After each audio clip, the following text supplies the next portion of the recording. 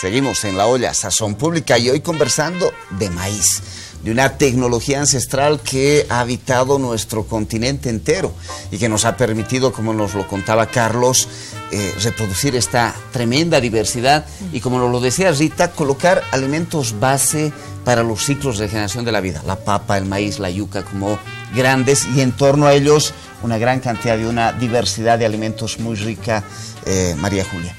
Ese maíz comunicante que además hacía comunicación ritual, su rol ritual fundamental, convirtiéndose en chicha, el rol entre los pueblos. ¿Qué está sucediendo con el maíz hoy? O sea, ¿estamos consumiendo menos variedades? ¿Qué está sucediendo en nuestras prácticas cotidianas, en nuestro encuentro con ese alimento ancestral? Bueno, primero que nada hay que recordar que estamos en tiempos de globalización. Y la globalización ha empezado a uniformarnos en muchos aspectos, y entre ellos en la comida. Y empezamos a tener un estilo de comida que va dejando costumbres ancestrales, tradicionales, productos locales por cosas más envasadas, más procesadas, más de fábrica, y por lo tanto ahí también el maíz va siendo relegado como muchos otros productos naturales, ¿no? Entonces estamos en ese tiempo, pero además resulta que hay estos flujos también, decíamos, ¿no? Estas comunicaciones han cambiado de estilo y ahora nos vemos inundados de una serie de productos extranjeros en desmedro de la producción local. O sea, vivimos todos estos cada día, y esas son características de la globalización. Y ahí es que el maíz que viene de las comunidades campesinas de las diferentes zonas cada vez tiene menos presencia en el mercado, menos consumo, y se está quedando un consumo más local, o peor que eso, en el oriente su destino es para alimentos balanceados, ¿no? Para los animales. Básicamente, ahorita esa es la importancia que tiene el maíz para las grandes industrias de pollos, de vacas y de cerdos, ¿no? Alimentarlos con maíz. Pero un maíz que empieza a tener además modificación genética. Cuéntanos un poco, Rita. Así es, ¿no? Bueno, básicamente hace 20 años es que se empieza con una ciencia, a desarrollar la ciencia para acabar con el hambre en el mundo, ¿no? Entonces hay que alimentar a los hambrientos, y desde nuestro punto de vista como consumidores pensamos que no es un problema tanto de falta de alimentos como una cuestión política, una cuestión de negocio, ¿no? Entonces la pobreza genera riqueza para algunos, ¿no? En general se conoce datos de que en realidad no faltan alimentos. Lo que pasa es que están concentrados y no hay una distribución adecuada. Y mucho de ese alimento se termina desechando para mantener precios sobre algunos, y tiene que ver con el tema del mercado. Eso lo profundizaremos en otro programa, pero eso es importante mirar. No es una falta de alimentos lo que genera situaciones de hambre en el mundo. Así es. Eso está claro, ¿no? Entonces, no falta quien agarra y dice, ahí hay un negocio, alimentemos al mundo. ¿Y qué hay que hacer para alimentar al mundo, no? Nosotros tenemos que entendernos como parte de un sistema, ¿sí? No estamos los seres humanos por encima, ¿no es cierto?, de nada. Somos cumplimos una función armónica en la naturaleza. Y el momento en que pensamos a desestabilizar ese sistema es cuando empiezan una serie de alteraciones, ¿no? ¿Qué es lo que se ha visto con los alimentos? O sea, ¿por qué viene la biotecnología? Porque hemos empezado a romper la cadena productiva, ¿no? La cadena alimentaria en algunos casos de algunos animales, y se han empezado a generar ciertas plagas, ¿no? Entonces, para poder producir mejor, con menor costo, ya no emplear tanta mano de obra, en un laboratorio se empieza a trabajar con los alimentos para ver cómo podemos contrarrestar desde la ciencia, desde la biotecnología, estas problemáticas que se surgen, ¿no? Entonces ahí viene la generación de lo que nosotros llamamos los transgénicos, ¿no? Que es, en este caso, hablando del maíz específicamente, insertar en el gen, en la molécula, ¿no?, en la célula más primaria de este alimento de origen vegetal, insertar una bacteria, ¿no?, que es la que genera, por decirles, una enfermedad característica del maíz. Entonces, el maíz, al contener esta bacteria en sí mismo, en su gen, ¿no es cierto?, ya no produce la enfermedad, es resistente a esa enfermedad, ¿no? Y en algunos casos se han puesto para que resista a una bacteria, para que resista a un gusano, para que resista al mismo herbicida, ¿no es cierto? Y la problemática que nosotros estamos viendo al día de hoy es que esta manipulación que se ha hecho en laboratorio, ¿sí? No tiene una correlación con lo que está pasando en términos de la alimentación y las personas. A ver, Rita, permíteme, para que vayamos comprendiendo. Hay un maíz del cual nos hablaba Carlos, que tiene miles de años de antigüedad, muchas variedades de maíz, y después de un tiempo, fruto también de las modificaciones en la agricultura, aparece toda una discusión sobre que esos maíces son poco resistentes hoy al cambio climático, a las heladas, al granizo, pero también para que se produzca mejor tenemos que poner más químico, abono, y tenemos que poner algunos herbicidas, pesticidas para aniquilar las plagas, y ese maíz ya no es tan resistente. Entonces se empieza a modificar ese maíz genéticamente para que sí sea resistente. Y eso, dices, ocurre en los últimos 20 años. Eso estamos llamando como maíz transgénico. Eso es. Carlos, ¿eso engancha no con esa tradición? Cuéntanos. No, eso es un error. Además, pensar que la uniformidad hace menos vulnerable a la variedad. Y eso es un error. Este es un tema clave. O sea, esos procesos llevan a uniformizar los procesos de producción. Cada vez tenemos menos variedades de maíz, más estandarizadas. Claro, son más estándares.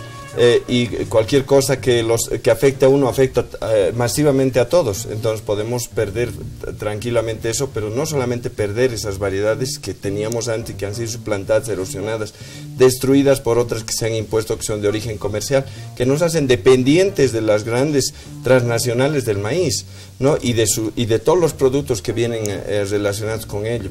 En el pasado, dicen los productores actuales, los agroproductores, gente que está en el agronegocio, dice, pero si en el pasado también hacían ingeniería genética.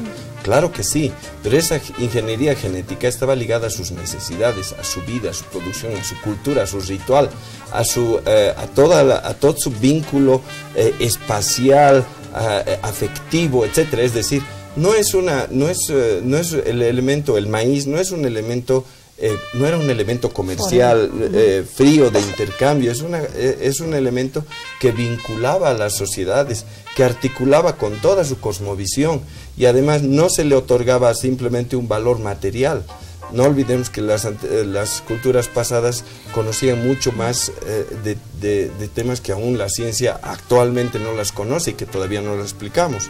¿Por qué? Porque lo que se sabe del mundo es ahora, o de la realidad material, es algo muy pequeño. Hay cosas que no las conocemos, que tienen que ver con los seres vivos, que tienen que ver con los seres también no materiales, que probablemente algunas culturas le daban la importancia o conocían ciertos aspectos de esto que estaban relacionados con el maíz, ¿no? María Julia, tienes ganas de complementar. Sí, pero además quisiera decirte que lo que se ha hecho ancestralmente era sobre una base natural, era una selección, un mejoramiento entre maíces. O sea, en el fondo había un proceso de crianza, podríamos decir, donde se van modificando las semillas, compartiendo, intercambiando, pero siguen siendo maíz con maíz, las mismas variedades. En cambio ahora con estos científicos están cambiando aquello que no es natural, ¿no? Nos decía Rita, el maíz con este bacilo, el Bacillus turgensis, para que pueda resistir su propia plaga. Entonces es un maíz que contiene un gen de un bacilo. Eso ya no es natural y eso no lo vas a lograr en un mejoramiento, en un intercambio. Entonces no es comparable y no es una base natural. Y eso es lo que pasa con cada producción de un elemento transgénico. Están haciendo transición de genes que en la naturaleza no se encontrarían nunca, dando nuevas características, nuevas cualidades, pero siempre con este enfoque de monoproducción y con un valor que para el comerciante va a ser mejor, no tanto para la humanidad. Carlos decía, y eso nos lleva a depender de grandes empresas transnacionales del maíz. ¿Cómo? O sea, entiendo que un maíz normal, tradicional, tú nos contabas de las huayuncas y estas que se están amarrando para los intercambios y van circulando las semillas. Cuando tienes un maíz transgénico, ya no se reproduce la semilla, tienes que comprarla. Así es. Claro, salió de un laboratorio. Exacto, ha salido de un laboratorio y además eso está patentado, ¿no? Entonces la ley protege al que patenta y eso tiene que ser comprado. Lo interesante del maíz transgénico es que es una semilla que no se reproduce en sí misma. O sea, tú no puedes, con lo que hacíamos ancestralmente, ¿no? Sí, nuestros maíces, exacto. Pero no, además, generar esa biodiversidad, porque hemos mantenido nosotros la biodiversidad, que es lo contrario al monocultivo, ¿no es cierto? En base a este manejo, a esta crianza que tú hacías, de tu chacra, ¿no? Porque en tu chacra no solo tenías además solo maíz, tenías otros alimentos que hacían a la dieta familiar de las poblaciones y de las familias, ¿no? Entonces, yo creo que la noción ahorita de los transgénicos está además muy monopolizada desde el sector de la producción.